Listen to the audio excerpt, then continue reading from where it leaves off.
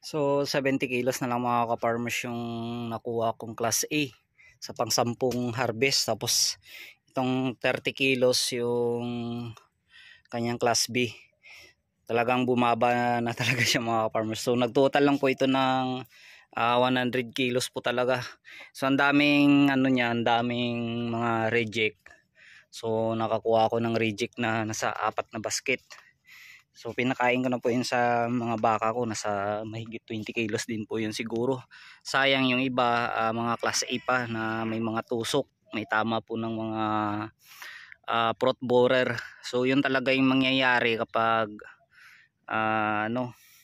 yung hindi tayo makapag-spray, talagang papasukin po ng mga insekto.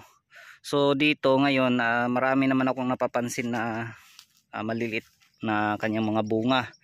So siguro next week, yung sabi ko kahapon, mga next week magkakaroon na ito ng maraming ulit na bunga. So, may mga nagkakaroon siya ng mga lantang talbos mga ka-farmers. So isa na rin po yung sinyalis kapag meron na pong mga nalalantang talbos. Ibig sabihin yan mga ka-farmers, meron na din po yan sa mga bunga niya. Yan lagi yung tinitingnan ko dito sa aking talong. Kapag may mga lantang talbos, sigurado yan may nasa bunga na. So sana gumanda lang yung panahon mamayang hapon para makapag-spray tayo ng para sa fruit at saka shoot borer. So at saka foliar na rin mga ka-farmers, no, dahil ilang araw na hindi tayo nakapag-spray. So bali update ko na lang po kayo mamaya kung ano ba yung magagamit ko sa pag-spray mamaya dito, kung anong mga insecticide yung dapat na gamitin mamaya.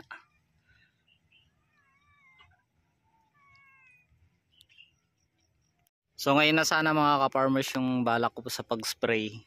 So kaya lang nakita ko yung yung ulan na paparating. So dito kasi kapag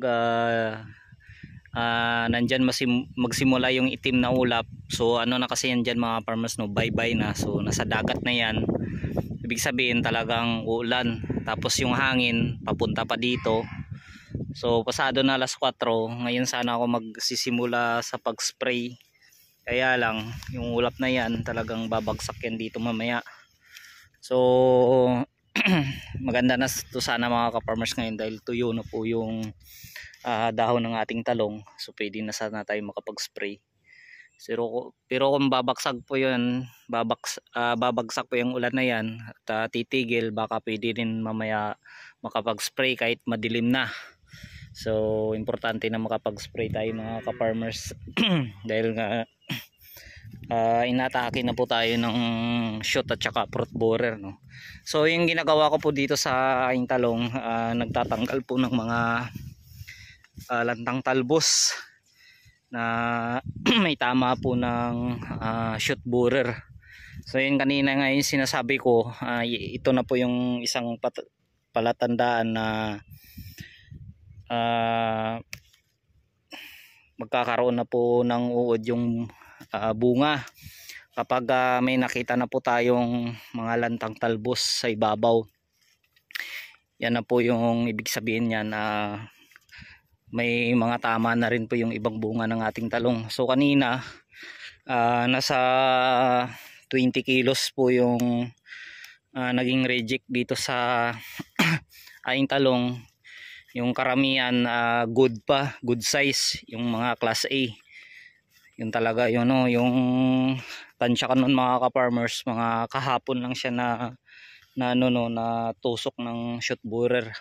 Kasi yung mga uod niya ay maliliit pa, hindi pa masyadong damage. Yung iba nga kinuha ko, dinala ko sa bahay tapos hiniwa at nirito. Sayang din kasi kapag lahat itapon.